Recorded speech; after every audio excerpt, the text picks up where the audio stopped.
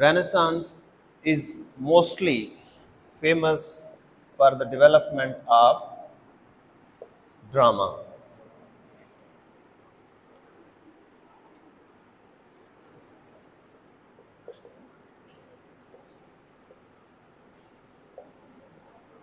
Anybody who knows about this? What is Kingsman? किसी को पता है आप में से? Kingsman.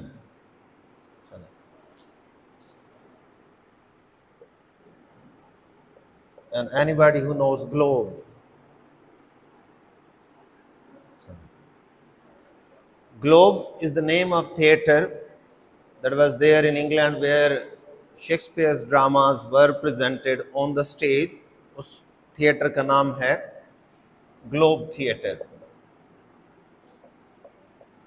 And those people who used to play in the drama as actors, उनको कहा जाता था किंग्समैन. तो ये एमसीक्यूज में बहुत सारी दफ़ा आ चुके हैं कि किंग्समैन किसको कहा जाता है. ग्लोब थिएटर कौन सा था?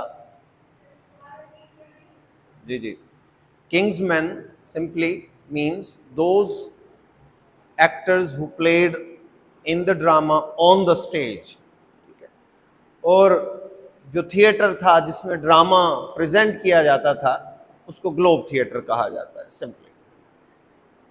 सो this age is mostly famous for the development of drama and it is said, इसकी जो डेट्स हैं उसके बारे में कुछ ये कहा जाता है कि अगर आप इसको एलिजाबेथन एज कहते हैं तो इट स्टार्ट्स फ्रॉम 1558 टू 1603. इसको हम एलिजाबेथन एज कहते हैं because Elizabeth ascended to the throne in 1558 and she died in 1603.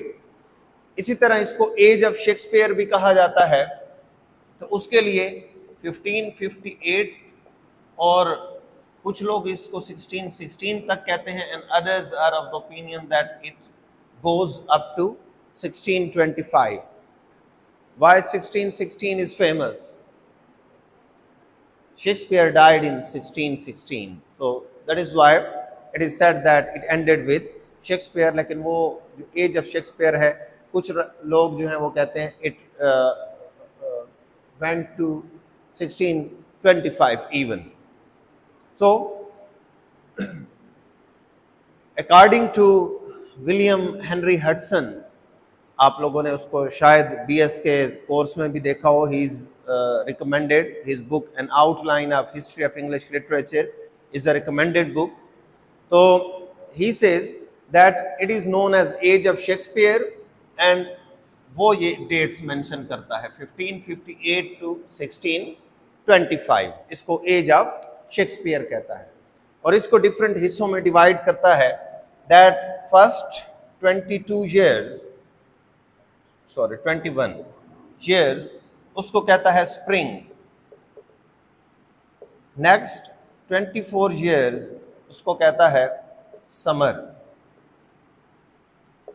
And last 22 years are autumn. तो अगर आप 21 years काउंट करें फ्रॉम 1558 कितने हो जाएंगे? 68, 78 till 79 it was the spring time, जिसमें चीज़ें आहिस्ता आहिस्ता डेवलप हो रही होती हैं. ठीक है, बीज बोया जा रहा होता है. आपको पता होगा कि मोस्टली स्प्रिंग में क्या होता है, नए सीड्स आप प्लांट करते हैं और वो सीड्स कब अपना फ्रूट देते हैं?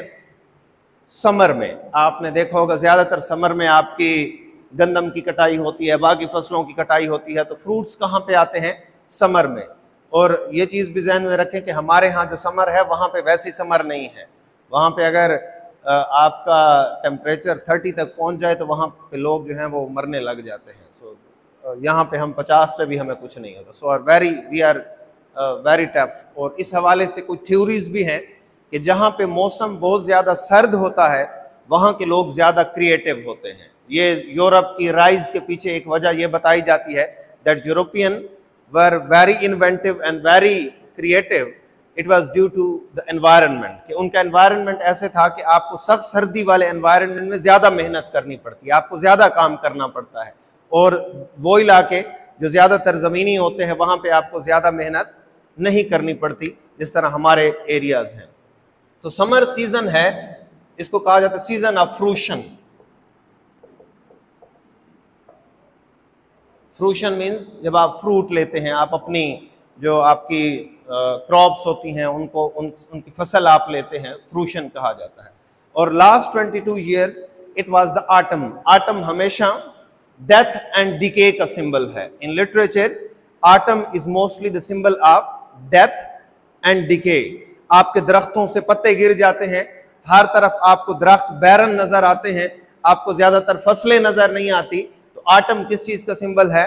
Death and decay. कुछ कलर्स भी हैं लाइक येलो कलर जो है and pale, it is associated with death as well. ये चीज ध्यान में रखें।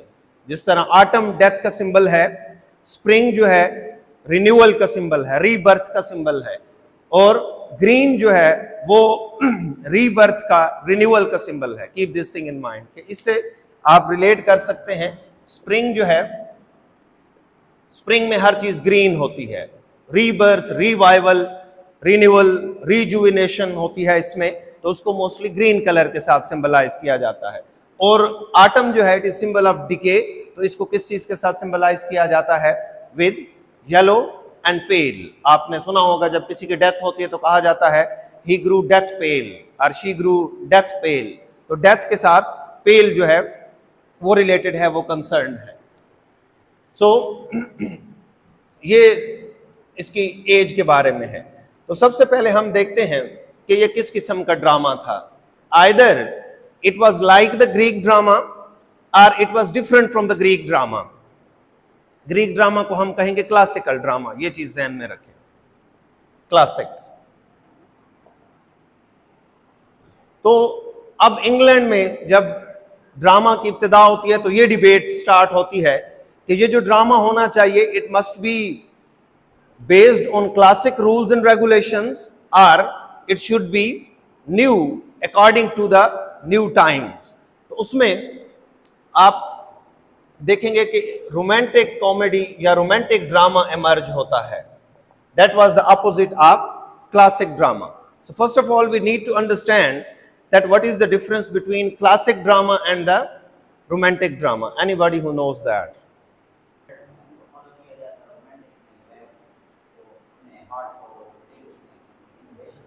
चलें, if you look at the classical rules of drama, first of all, the very first thing in the classical drama is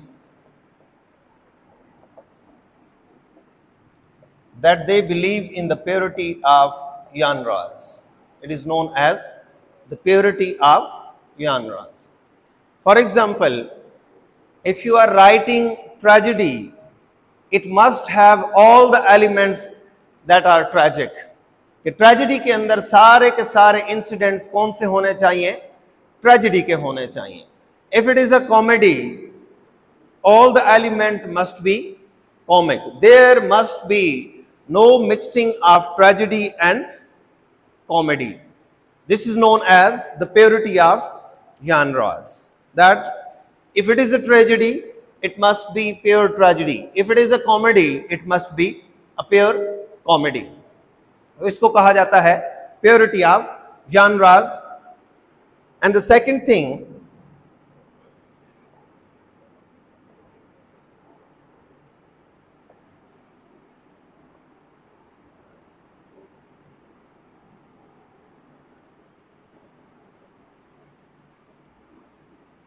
ये चीज आपको पता है कि ग्रीक्स में और रोमन लिटरेचर में जब ड्रामास को स्टेज पे रिप्रेजेंट किया जाता था उस वक्त मेन एक्शन स्टेज के ऊपर प्ले नहीं किए जाते थे. For example, Oedipus killing his father is not played on the stage. वो क्या होता था कि वो स्टेज के बैक में जाके वहां पे एक्शन परफॉर्म करते थे और स्टेज पे आके कैरेक्टर बता देता था कि हमने स्टेज के पीछे जाके एक बंदे को कत्ल कर दिया है.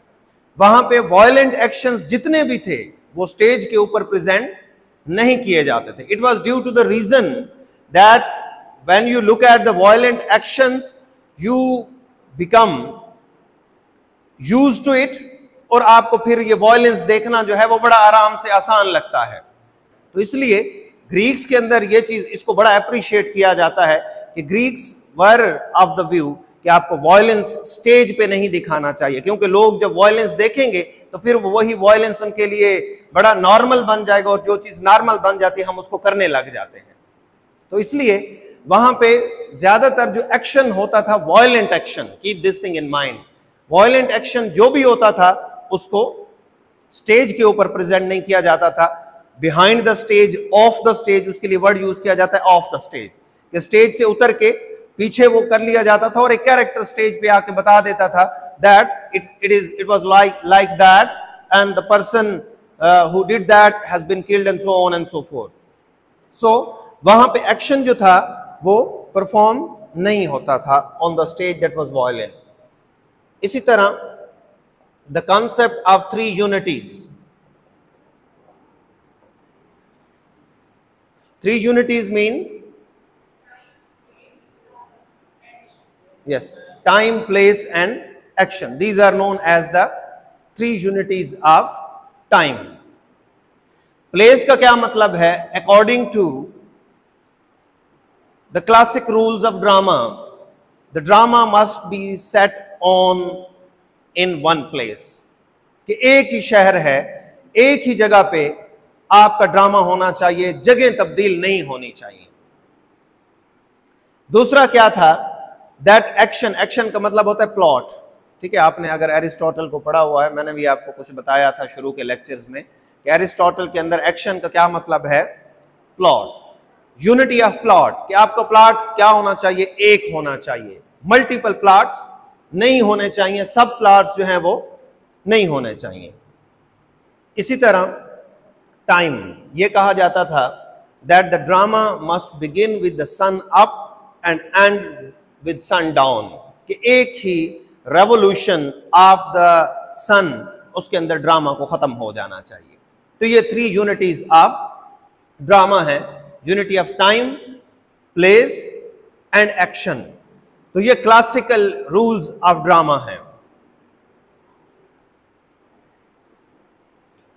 अब ये डिबेट होती है कि हम क्लासिकल रूल फॉलो करें या रोमांटिक. और जैसे मैंने आपको बताया था पिछली दो क्लासेस में भी कि renaissance is famous for humanism. और ह्यूमनिज्म क्या था? That they believe in themselves rather than following others. They try to do new things and they try to listen to themselves. अब वो क्लासिकल रूल्स को follow करने की बजाय क्या करते हैं? अपने रूल्स बनाते हैं, जिससे किसकी इब्तिदा होती है? रोमांटिक ड्रामा की इब्तिदा होती है in the England. So what is romantic drama? First of all it is against these classical rules and regulation. सबसे पहले प्योरिटी ऑफ जॉनरास जो है वो मौजूद नहीं है. आप शेक्सपियर के अंदर देखें, there is mixing of comic and tragic elements. For example, if you look at Merchant of Venice, it is more a tragedy rather than a comedy. अगर आप उसको देखें, सबसे पहले एंटोनियो परेशान है, उसके बाद बेसानियो परेशान है, उसके बाद शाइलाक परेशान है, उसके बाद पोर्शिया की शादी हो जाती है, वो परेशान है. तो उनके लिए इवेंट सारे क्या होते हैं? प्रॉब्लमैटिक होते हैं, ट्रेजिक होते हैं. सो जी जी जी yesterday we discussed that Shakespeare की जो कॉमेडी है उसको रोमांटिक कॉमेडी कहा जाता है और उसके ड्रामास को रोमांटिक ड्रामास कहा जाता है. yes. तो उसमें हम देखते हैं कि he goes against these purity of genres. इसी तरह आप उसके ट्रेजेडीज में देख लें, like I would suggest for this purpose King Lear, उसके अंदर आप फूल का कैरेक्टर देखें. ये भी एक चीज हम शेक्सपियर में डिस्कस करेंगे कि शेक्सपियर के ड्रामास के अंदर आप फूल्स देखते हैं. मर्चेंट ऑफ वेनिस आप सब लोगों ने पढ़ा होगा, आई होप सो. उसमें कौन सा वो है फूल है? ट्वेल्थ नाइट किसी ने पढ़ा है? किंग लेयर किसी ने पढ़ा है? तो चलें, शेक्सपियर के फूल्स के हवाले से फेमस है कि Shakespeare's fools are more wise than the wise man. ठीक है, जो आम कॉमन वाइज मैन समझे जाते हैं उनसे शेक्सपियर के फूल्स जो हैं वो ज्यादा वाइज हैं, और ये बड़ी रियल बात है। आप किंग लेयर के अंदर फूल को देख लें, बिलीव मी, आप उसको देख के अमेज्ड हो जाएंगे कि फूल भी इस तरह की बातें कर सकता है। इसी तरह personally I like two fools, one is from King Lear and the other is from Twelfth Night. Twelfth Night का है Feste, he is a wonderful character, FESTE। King Lear के अंदर फूल का नाम फूल ही है।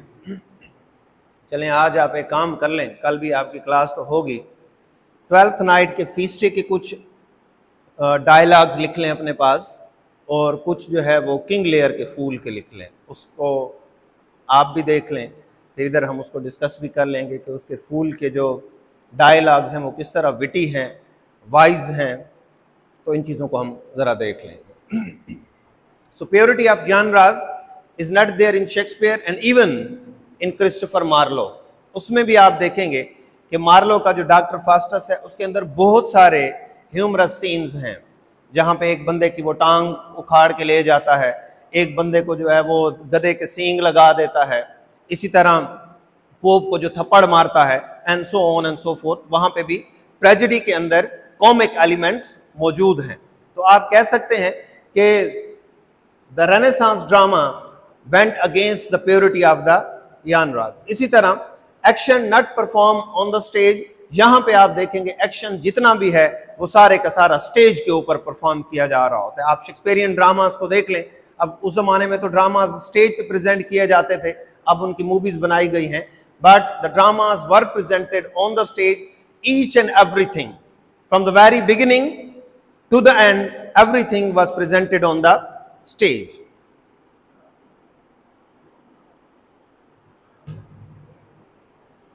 Last thing related to the unities, first of all, there was no unity of place. आप सिर्फ merchant of Venice को देख लें कि Merchant of Venice is set in two places, one is Venice and the other is Belmont.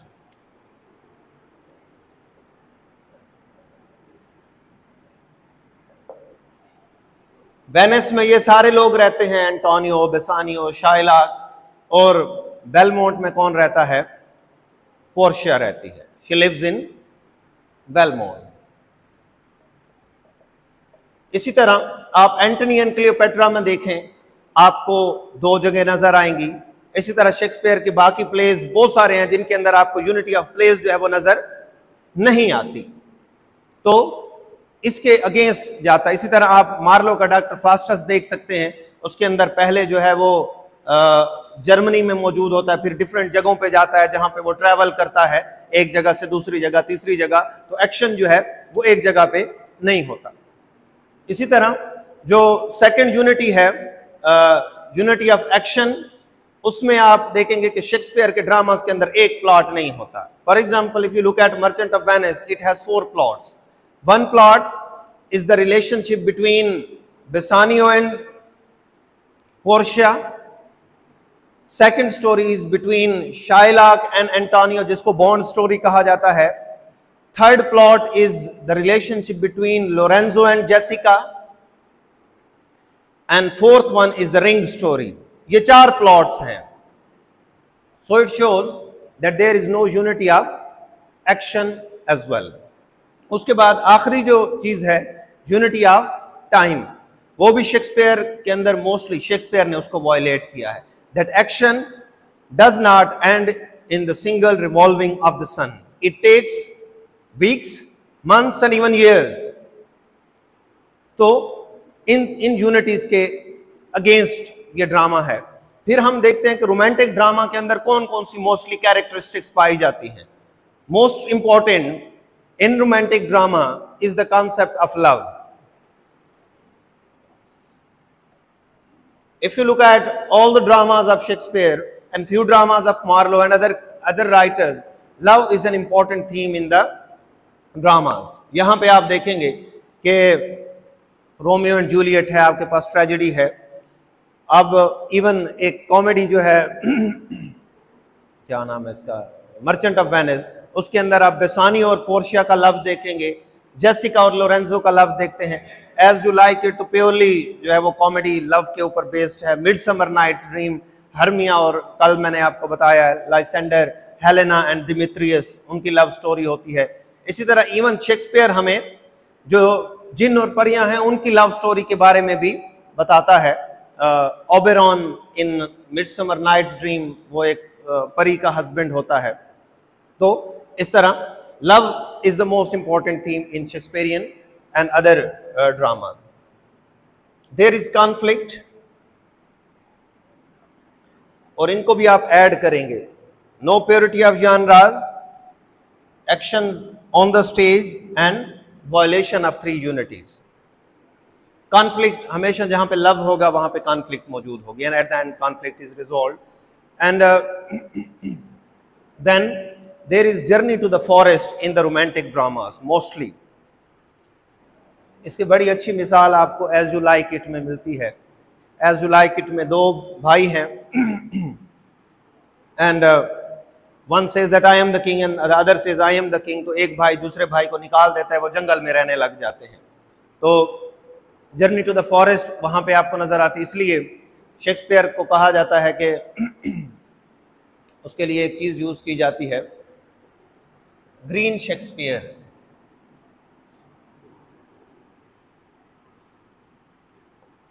Green Shakespeare means the one who takes care of nature and forest and talks about living in the forest. आप इस drama में देखेंगे as you like it में कि एक भाई king बन जाता है, दूसरे को निकाल दिया जाता है, वो जंगल में रहने लग जाता है।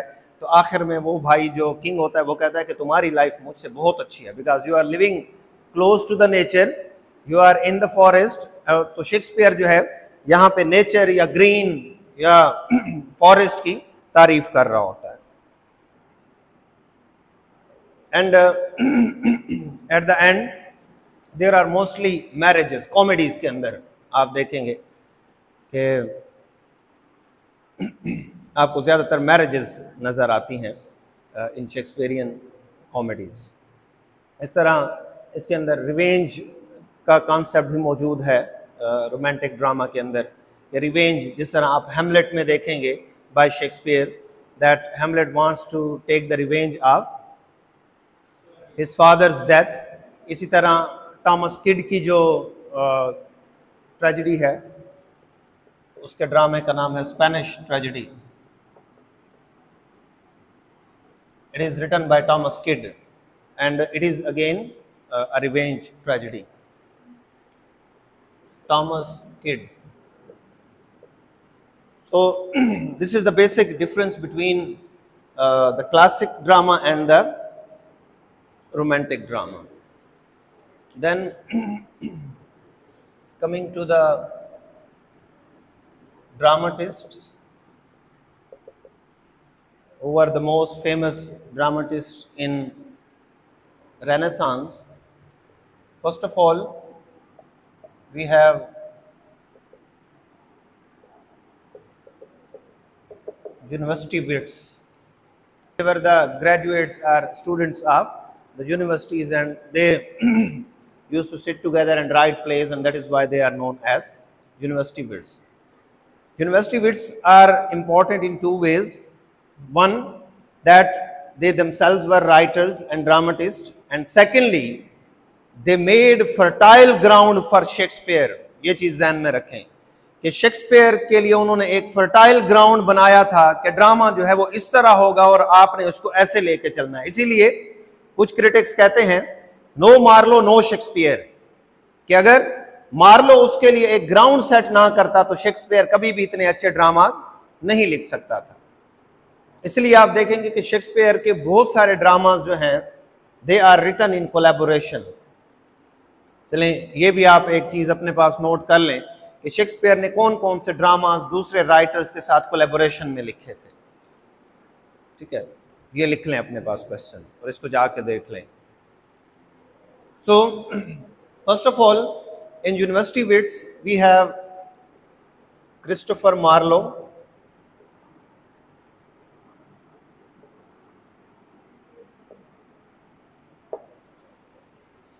क्रिस्टोफर मार्लो किसका बेटा था? He was the son of a shoemaker. एक मोची का बेटा था.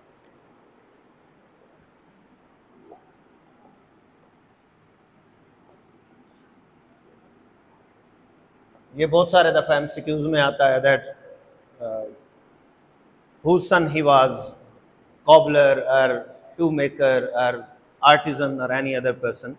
So he was the son of a shoemaker. And उसकी लाइफ के बारे में कुछ इंपॉर्टेंट चीजें जो हैं, फर्स्ट ऑफ ऑल दैट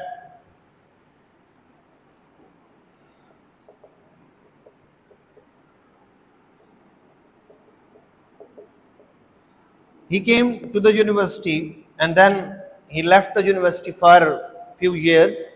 फिर जब ये वापस आता है तो इसको दाखला नहीं दिया जाता, तो फिर ये एक खत लेके आता है जिसमें क्वीन ये कहती है that he worked for the country and that is why he should be given admission again. तो कहा जाता है he acted as a spy, detective जो सीक्रेट एजेंट होता है. So this thing is famous. Secondly, his views. It was believed that Christopher Marlowe is an atheist, and through his views and through his writings, it was believed. उसके कुछ letters थे, उसके जब death के बाद बहुत सारे उसके घर से चीज़ें मिलती हैं तो पता चलता है that he was an atheist. और उस ज़माने में एथीस्ट होना जो था वो ऐसे था कि उसको फिर कत्ल कर दिया जाता था. Like so his views. And secondly, thirdly, his death.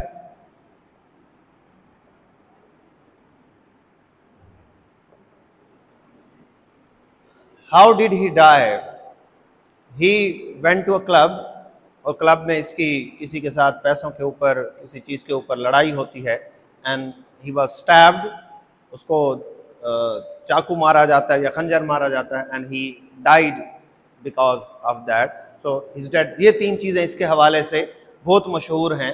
First of all, his stay at the university and then he left the university and it was proved that he was a spy. And उसके views क्या थे as an atheist, and his death, that how did he die. और even ये भी कहा जाता है कि Christopher Marlowe did not die, he lived in the underground. He used to write plays, gave it to Shakespeare, and Shakespeare published those plays in his name. These are various theories. और इसी तरह ये भी कहा जाता है कि Shakespeare खुद ड्रामास लिखने वाला नहीं था, उसको लिख के एक बंदा देता था, Edward de Vere. He was a noble man. और उस वक्त, उस ज़माने में ये ड्रामे लिखना और ये निचले दर्जे के लोगों का काम समझा जाता था. तो वो एलीट क्लास में था. वो जब लिखता था तो वो अपना ड्रामा शेक्सपियर को दे देता था और शेक्सपियर अपने नाम से पब्लिश करवा देता था. इस पे एक बहुत अच्छी मूवी है,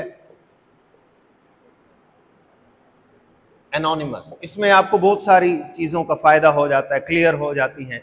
इसमें मार्लो भी है, इसमें शेक्सपियर भी है, इसमें बेन जॉनसन भी है, बाकी इसके साथ जो बड़े बड़े ड्रामाटिस्ट थे यूनिवर्सिटी विट्स, वो भी सारे शामिल हैं. इसके अंदर जो पॉइंट ऑफ वो कॉन्टेस्ट है वो ये है कि Shakespeare was not the one who wrote these plays, it was someone else who used to write plays and give those plays to Shakespeare. एक ये मूवी आप देख लें शेक्सपियर के हवाले से, और एक और उसके हवाले से मूवी है Shakespeare in love.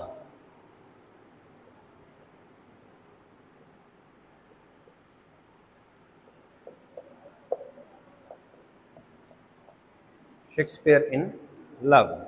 Dead Poets society अगर आप में से किसी ने देखी है, ये ज़रूर देख लें. Dead Poets society.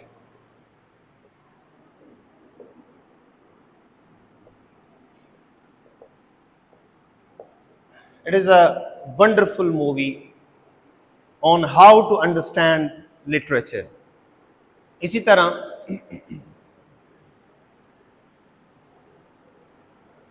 Troy movie अगर आप लोगों ने देखी हो, मैंने आपसे कहा था इन द वेरी बिगिनिंग कि उसको देख लें. आपका जितना लिटरेचर है वो इसके इर्द गिर्द जो है वो घूम रहा होता है। इसी तरह Odyssey,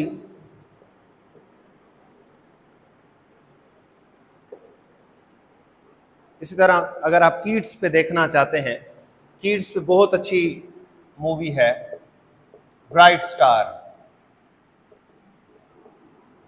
it is a wonderful movie, believe me. आप अगर एमिली डिकिंसन पे देखना चाहते हैं तो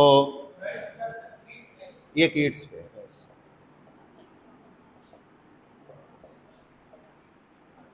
A Quiet Passion on Emily Dickinson, it is again a wonderful movie। तो मतलब आप बहुत सारे चीज़ें बहुत थोड़े टाइम में समझ सकते हैं। एक डॉक्यूमेंट्री है, उसमें आप बहुत चीज़ें सीख सकेंगे। History of art in 3 colours, ये ज़रूर देखें।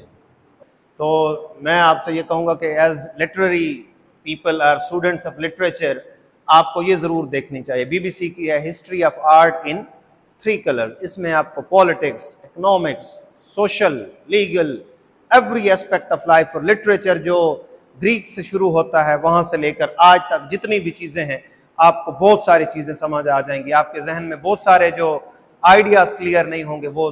और अगर आप मुझसे पूछें कि पहली मूवी कौन सी देखनी चाहिए, I would say history of art in 3 colours, ये ज़रूर देखें।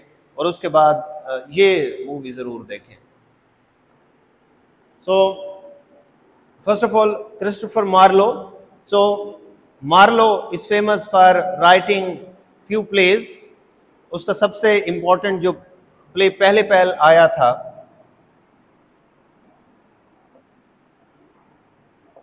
टेम्बरलेन। टेम्बरलेन को हम उर्दू में क्या कहते हैं? तैमूर लंग। तैमूर लंग, लंग का मतलब लंगड़ा होता है, ठीक है। कि ये बड़ा मशहूर एक रियल कैरेक्टर था तैमूर लंग, जो बादशाह था और लंगड़ा था। And he captured a large area. तो ये उसके ऊपर है। और इसके अंदर आप देखेंगे कि he captures 1 place and 2nd and 3rd and 4th, and ये उसकी जर्नी के ऊपर है। तो first of all Marlowe became famous after the publication of Tamburlaine. और ये 2 ड्रामाज हैं, Tamburlaine 1 and Tamburlaine 2। Personally, I have read all the plays of Marlowe, and believe me, he's a wonderful playwright. Then he is famous for writing Dr. Faustus। उम्मीद है आप doctor Faustus आप सब लोगों ने पढ़ा हुआ होगा। एंड अनदर इम्पोर्टेंट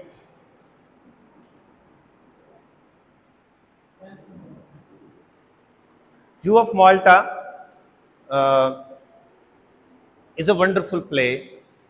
तो कहा जाता है कि शेक्सपियर का जो मर्चेंट ऑफ वेनिस है वो इस पे बेस्ड है। Shakespeare took the idea of merchant of Venice from the zoo of माल्टा। अब ये जो जू है इसको दिखाया गया है कि ये किस तरह ट्रिक्स अपनाता है, किस तरह लोगों को डिसीव करता है, और किस तरह नहरों के अंदर पानी में जहर मिला के लोगों को कत्ल करता है, किस तरह खाने में जहर मिला के क्रिश्चियंस को कत्ल करता है। ये सारी चीज़ें जू ऑफ माल्टा में आपको नज़र आएंगी। और इसका जो बैकग्राउंड है वो आपको नज़र आएगा कि उस ज़माने में जूस को जो है वो एक दुनिया से एक जगह से दूसरी जगह निकाला जा रहा था, दूसरे मुल्क से तीसरे मुल्क में निकाला जा रहा होता था। And juice were considered the most wild people on earth, सबसे बुरे लोग इनको समझा जाता था। So Jew of Malta is based on a Jew who was a rich man। और उसका बैकग्राउंड जो है उस जमाने में एक डॉक्टर था, he was personal doctor of queen Elizabeth. और इसको सजाए मौत दी गई थी कि इसने क्वीन विक्टोरिया के खाने में क्वीन एलिजाबेथ के खाने में जहर मिलाने की कोशिश की थी। तो ये भी कहा जाता है कि जू ऑफ माल्टा जो ये जहर मिलाता है, आप उस ड्रामा के अंदर देखेंगे कि ये एक पोरेज बना देता है, उसके अंदर पोरेज हलवे को कहा जाता है। और इस तरह एक नहर होती है जो ननरी की तरफ जाती है. I hope you know about the nunnery. Nunnery is a place where girls who do not marry and they give their life to religion and Jesus Christ, ये सारी जिंदगी शादी नहीं करती और चर्च में रहती हैं, और उस जगह को कहा जाता है ननरी. तो उसकी तरफ जो जाने वाला पानी का वो होता है, स्ट्रीम होती है, उसमें ये जहर मिला देता है और सारी की सारी नन्स जो होती हैं वो पानी पी के वो मर जाती हैं. तो इसी तरह वो पॉरेज में, हलवे में जहर मिला के किसी को दे देता है. तो उसका बैकग्राउंड जो था वो इसमें था. So related to Marlowe, the next thing drama is Edward the second. और अगर आप एडवर्ड द सेकंड को पढ़ें और उधर जाकर रिचर्ड द सेकंड को पढ़ें तो आपको समझ आएगी कि Richard the second, I am not speaking against Shakespeare, but आप अगर देखें तो आपको लगेगा कि Richard the second is just the exact copy of the Edward the second. आप इसको पढ़ें. And personally from Marlowe I like this play, Edward the second. It is a wonderful play if you read that, Edward the second. So Edward the second is again very wonderful play. And another play that he has written is Dido, the Queen of Carthage.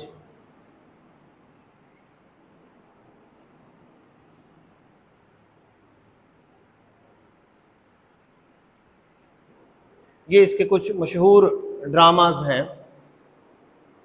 और इस तरह इसकी जो characteristics हैं कि Marlowe के dramas के अंदर आपको कौन कौन सी कैरेक्टरिस्टिक्स मिलती हैं.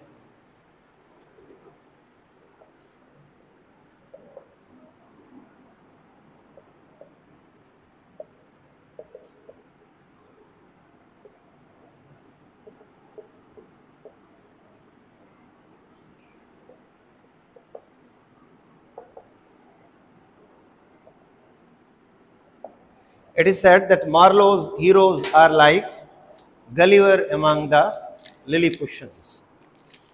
इसका क्या मतलब है कि मार्लो के जो हीरोज हैं they are central to his plays, and वो इतने टावरिंग पर्सनालिटीज होती हैं कि उनके मुकाबले में बाकी कैरेक्टर्स आपको बहुत छोटे छोटे नजर आते हैं, लाइक लिलीपुशन. आई होप आप लोगों ने गलिवर ट्रैवल्स पढ़ा होगा. उसका जो पहला हिस्सा है, अवॉइड टू द लिलीपथ, उसके अंदर जब गलिवर वहां पे जाता है तो ये 6 फुट का होता है और वो कितने होते हैं, आई थिंक 6 इंचेस, 6 इंचेस के होते हैं वो लोग. तो Gulliver is very tall like this you can say, and Lilliputians are like that. So ये कहा जाता है कि मार्लो के हीरोज जो हैं वो क्या हैं, दे आर लाइक गलिवर, और बाकी कैरेक्टर्स किसकी तरह होते हैं, लाइक लिलीपुशंस, कि वो उसके सामने छोटे छोटे नजर आते हैं. फॉर एग्जाम्पल आप जू ऑफ माल्टा में देखें, चलें जू ऑफ माल्टा से पहले टेमरलैन में देखें. टेमरलैन इज अ कैरेक्टर जिसके सामने बड़ी बड़ी किंगडम्स, बड़े बड़े बादशाह आपको नजर आएगा कि एक सीन के अंदर वो गिर जाते हैं, उनके साथ वार होती है, और वो किंग और जितने भी बड़े बड़े एम्पायर के लीडर्स होते हैं, they prove nothing in front of that Tamerlane, और वो दिनों ही दिनों में बहुत बड़ी बड़े मुल्कों को शिकस्त दे देता है. तो उस टेमरलैन के सामने जितने भी लोग हैं दे आर लाइक लिलीपुशंस. इसी तरह डॉक्टर फास्टस में आप देखें, आपको डॉक्टर फास्टस नजर आएगा कि उसके सामने कोई भी स्ट्रॉन्ग कैरेक्टर मौजूद नहीं है. He is the only one who is very strong character. Zoo of माल्टा में देखें तो जू ऑफ माल्टा में ये चीज आपको और ज्यादा नजर आती है कि उसके कैरेक्टर ये भी आ जाता है कभी कभार. जू ऑफ माल्टा का जो मेन कैरेक्टर है इज बाराबस, BARABAS उसका नाम है, द जू ऑफ माल्टा का. इसी तरह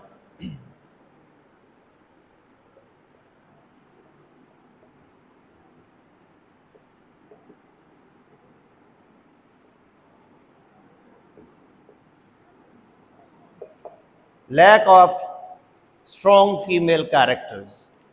आप मार्लो के ड्रामास में कोई स्ट्रॉन्ग फीमेल कैरेक्टर नहीं देखेंगे। एक ड्रामा में डिडो में वो एक आती है, but she is not that much strong. अब मार्लो के सामने, सॉरी फास्टस के सामने अगर आप देखें, कोई भी स्ट्रॉन्ग फीमेल कैरेक्टर नहीं है। हेलन आती है, लेकिन हेलन क्या होती है, वो चुप करके बैठी होती है। He looks at it her, और वो क्या कहता है, was this the face that launched 1,000 ships and burn the topless towers of Ilium. इसके दो मतलब हो सकते हैं कि वो कहता है कि ये was this the face that launched 1,000 ship, के इसी लड़की की शक्ल के लिए, उसकी शक्ल को देख के कहता है इतने सारे जहाज आए थे और उन्होंने इतनी लड़ाइयां की, इसके लिए पेरिस आया था, इसके लिए अकिलीस मर गया है, इसके लिए इतनी लंबी लंबी लड़ाइयां होती रही। तो एक ये भी हो सकता है कि वो ब्यूटीफुल थी और वो उसकी ब्यूटी को देख के कहता है। दूसरा ये हो सकता है कि उसका मजाक उड़ा रहा हो, वाज दिस द फेस, ये शक्ल थी जिसके लिए इतने लोग लड़ रहे थे, ये तो देखने की भी नहीं है, और इसके लिए इतने लोग लड़ रहे थे, मर रहे थे, जंगे कर रहे थे। So you can take it both the ways. So Helen उसमें आपको नजर आएगी कि Helen is a lady that is silent, she does not speak. इसी तरह जू ऑफ माल्टा में भी आप देखेंगे आपको कोई स्ट्रॉन्ग फीमेल कैरेक्टर नजर नहीं आती।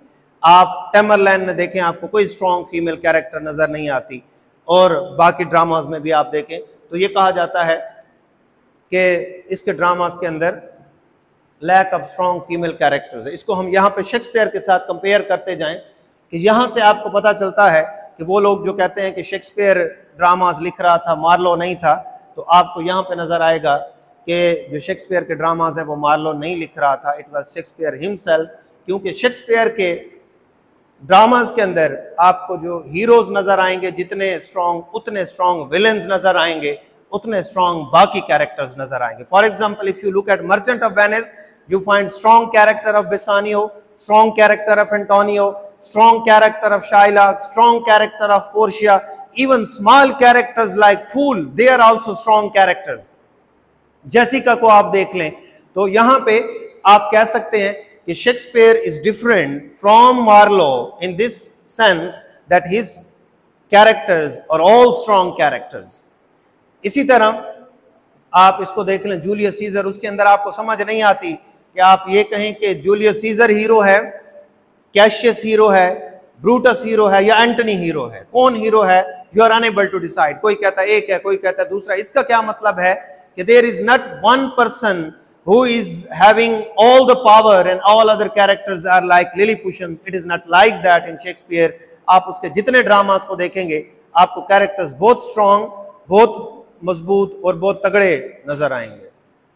तो and another thing, lack of strong female characters, Shakespeare में आप बहुत स्ट्रॉन्ग फीमेल कैरेक्टर्स देखेंगे। इसीलिए कल भी मैं आपको बता रहा था कि जॉन रस्किन क्या कहता है, that Shakespeare has only heroines and no heroes. तो यहाँ पे इसको भी आप देख के कह सकते हैं कि शेक्सपियर और मार्लो का जो व्यू ऑफ द वर्ल्ड था वो बहुत डिफरेंट था एक दूसरे से। they were totally different from each other.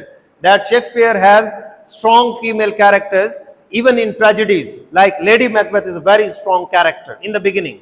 It is otherwise that उसके बाद वो जरा weak हो जाती है, but she was a very strong character. Yes, masculine characteristics हैं। For example, आप पोर्शिया के अंदर देखें, ज्यादातर the quality of giving speech and being rational is the quality of man. हम rationality किसके साथ एसोसिएट करते हैं, मेल के साथ करते हैं। इसी तरह आप क्रूअल्टी की क्वालिटी किसके साथ एसोसिएट करते हैं कि मैन क्रूअल होती हैं और औरतें जो होती हैं वो रहमदिल होती हैं। तो यहाँ पे आप लेडी मैकबेथ में देखिए कौन ज्यादा क्रूअल है, लेडी मैकबेथ का कैरेक्टर या मैकबेथ का कैरेक्टर है? It is lady Macbeth that is more cruel. इसी तरह आप जूलियट के कैरेक्टर को देख लें कि किस अपने आप को कत्ल करना जो है वो इतना आसान काम नहीं है, but she kills herself, she is very brave. इस तरह बाकी ड्रामास के अंदर भी आप देखेंगे आपको नजर आएंगे that they possess male qualities. It is reality. So in this way you can say that these things are different in Shakespeare and Marlowe.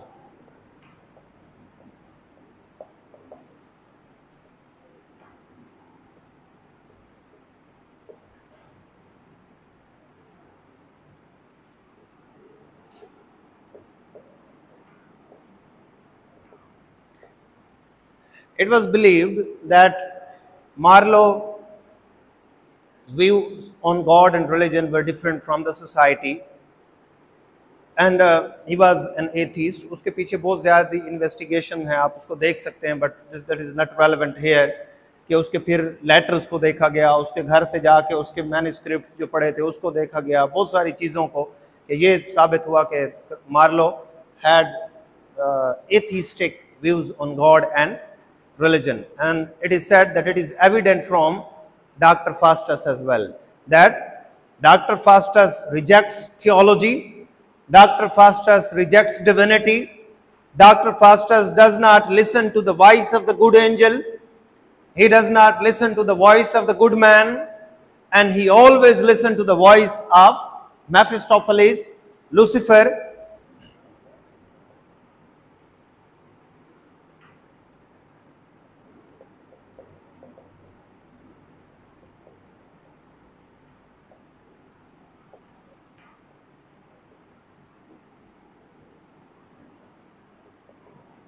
Fight between good and evil, ये भी आपको यहाँ पे नजर आएगी।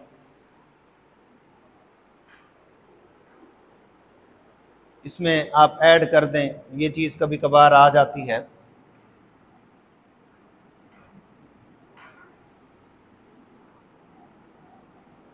ज़्यादातर ये सवाल आता है कि सबसे इम्पोर्टेंट थीम डॉक्टर फास्टस का कौन सा है, तो वो है साल्वेशन एंड डैम्नेशन।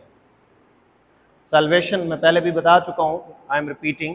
साल्वेशन का मतलब है when you follow Jesus Christ and God and you will go to heaven, that is known as salvation. When you follow Mephistopheles and devil, you will go to hell, and that is damnation. इसलिए Faustus क्या कहता है, and Faustus will be willingly damned.